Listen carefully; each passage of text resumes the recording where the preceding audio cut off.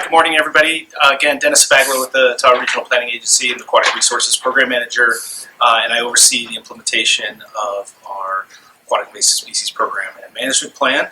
So I just want to kind of bring you back up to speed on the project that has been proposed in the Tahoe Keys. As you may recall, this is the highest priority location for us from an invasive aquatic plant perspective. It's 170 acres of waterways and channels that have been infested with Eurasian water milfoil and curly pondweed, but also a native species called coontail that is in problematic levels that is causing some issues. And we kind of got this process started, about a year and a half ago, I believe, November 18, I think. It was a collaborative process with a stakeholder committee that includes the lead agencies, the Tahoe Keys Property Owners Association, Tahoe Resource Conservation District, the League to Save Lake Tahoe, and the Tahoe Water Suppliers Association.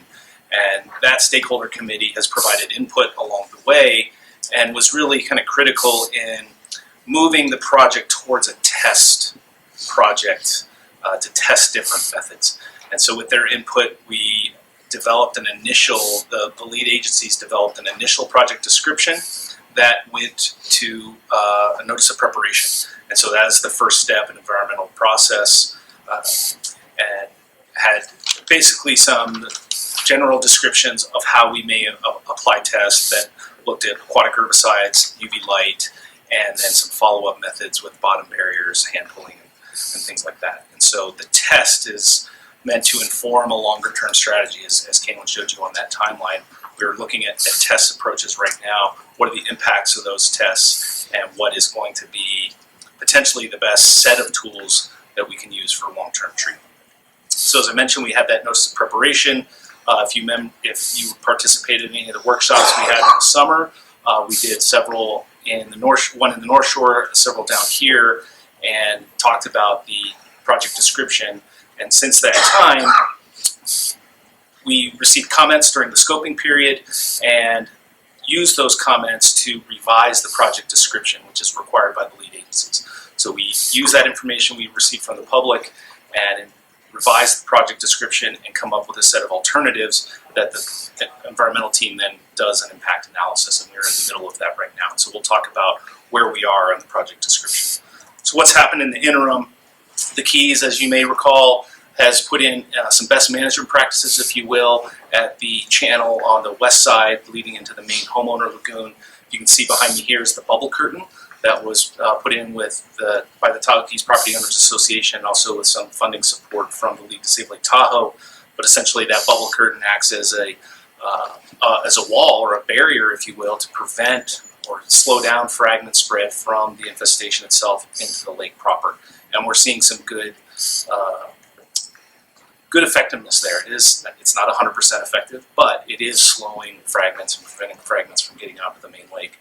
And then complementing that are these products called sea bins. They've been used in Oceania to collect garbage, and the Keys has used them to collect the fragments that the bubble curtain is pushing off to the sides. You can see here behind me that kind of V-shaped bubble curtain wall. So it's somewhat of a simple technology, but it seems to be working pretty effectively, and now we are working with the homeowners again to put one on the east side as well, on the marina side.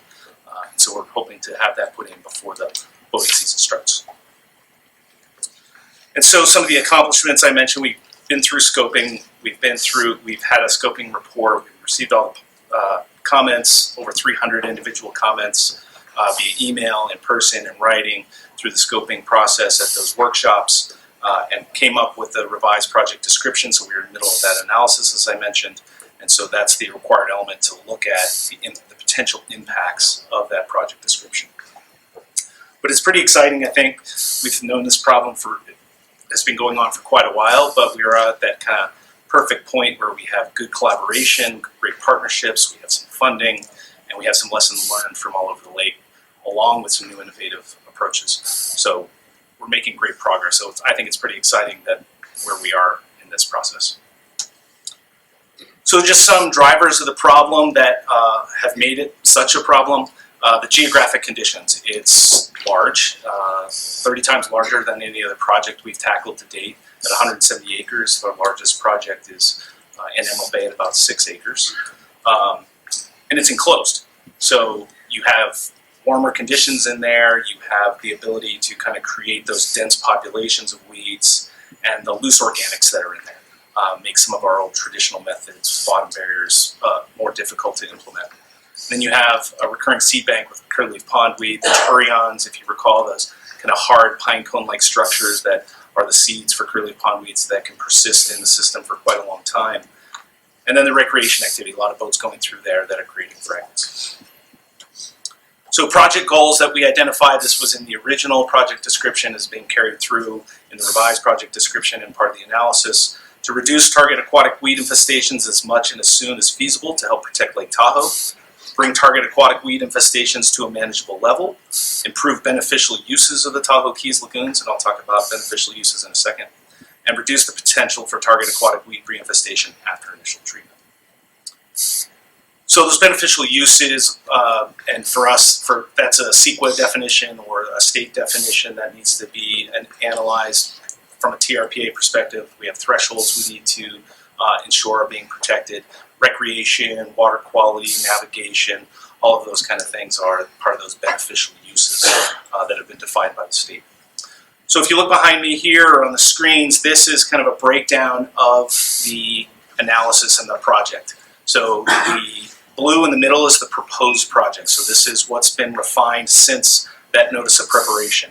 And we have a standalone test and combination test of different methods. What we're breaking down into Group A treatments, which are meant to be large-scale treatments that we would do in the first year of implementation that are intended to be able to knock back weeds a little bit more effectively.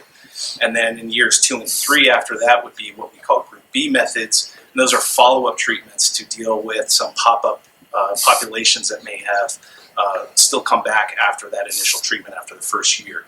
And those are things like potentially some more UV light. So, sorry, I'll back up, but the Group A would be UV light, aquatic herbicides, and laminar flow aeration. And that's something a little bit new that was added after the scoping period. We received some positive information from Ski Run Marina that is implementing this technique. And if you remember from previous presentations, it's just the bubblers that sit in the bottom of in this case, the marina at Ski Run. And it's creating this circular flow of oxygen that not only oxygenates the substrate, but all the way to the top of the water column. And that oxygen is helping create or promote decomposition of that organic layer that the plants may be using for food. And so we're seeing very significant reductions of weed growth in Ski Run Marina. What the exact mechanism of the laminar flow aeration is resulting in that weed reduction, we're unsure at this point, but we're trying to put in projects to understand that mechanism. But because of the success there, we are including it in the Keys process as well. And then those Group B methods to follow up would be some of our more traditional methods with bottom barriers, hand pulling, diver-assisted suction, and then also potentially some UV light and spot treatment areas as well. And then as a requirement of any environmental analysis, you have to have alternatives. And so the alternative that's been developed, alternative 1, is a response to the scoping comments we received and essentially doing the same project in the proposed project, but removing the use of aquatic herbicides. So just looking at non-herbicidal methods, UV light and laminar flow aeration and some traditional methods. And then also as a result of scoping, we have alternative 2, which is looking at the significant amount of comments we received that suggested some sort of modification to the system should happen, some physical modification. And so looking at dredging to remove the substrate. And I'll get into the details about that a little bit more. And so back to the proposed project, you would have 1 year of testing of those Group A methods and then followed up by 2 years of those Group B methods. So these are the potential test sites. This is inclusive of all alternatives, not just the proposed project. There's 30 sites in total. 3 of those would be dredging sites. So those would be done separately if that alternative is chosen. And so the 27 test sites for the proposed project does include 3 control sites in order, necessary to test the control versus what potential treatments are going to be implemented. And so we have UV and herbicides proposed to be used in combination in certain areas, UV by itself, herbicides by itself, and laminar flow by itself. And then having the replicate of testing to ensure we have that scientific rigor necessary to determine whether or not those methods are effective. And as I mentioned, there's also 3 treatment sites that would be used for dredging. So in total, it's about 41 acres of the total 170 that could potentially be tested. So again, the alternative 1, an alternative to the proposed project would just be non-herbicidal treatments with UV light and laminar flow radiation. So you see the image on the bottom left that kind of gives you a little visual on how that laminar flow system works. In Ski Run, it's 5 diffusers I believe they have going in their marina right now. The Keys has already started a pilot of that, and presuming the proposed project carries forward after the analysis, there's proposed sites to do that as well. The pilot right now I believe is about 6 acres within the Keys, is that right? So quite a bit larger than the one in Ski Run that's happening right now.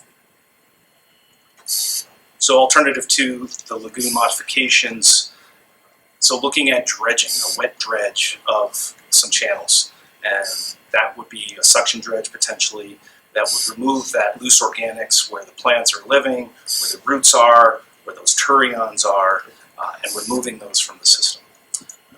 And then afterwards replacing it with some clean fill that would help keep the channel stable, but then potentially doing some studies to see whether or not those clean fill, if we use a larger, coarser material, studying that to see if it's less likely to promote plant growth. So if it's making it less suitable, that's something we would certainly monitor.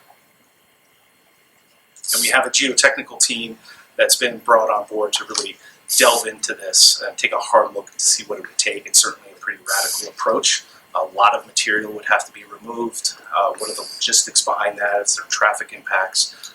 But the technical team is in the middle of the analysis there, and that will be released. The environmental analysis will be released in June. And then also a required part of the analysis is a no action alternative. And so this is the status quo. What if nothing is approved? And so this is something that has to be part of the analysis. And during the scoping period, we received very strong comments about making sure that this no action is analyzed just as critically as the proposed methods, because what is the long-term impact of the rest of the lake if we do nothing? And so we're taking a hard look at that as well. If there's any questions, this is kind of a sneak peek into the project description. The full analysis and methodologies of treatment will be released in June. So we just wanted to kind of bring you back up to speed, a little bit of a refresher, and then, like I said, a sneak peek as to where we are with the project description and the alternatives.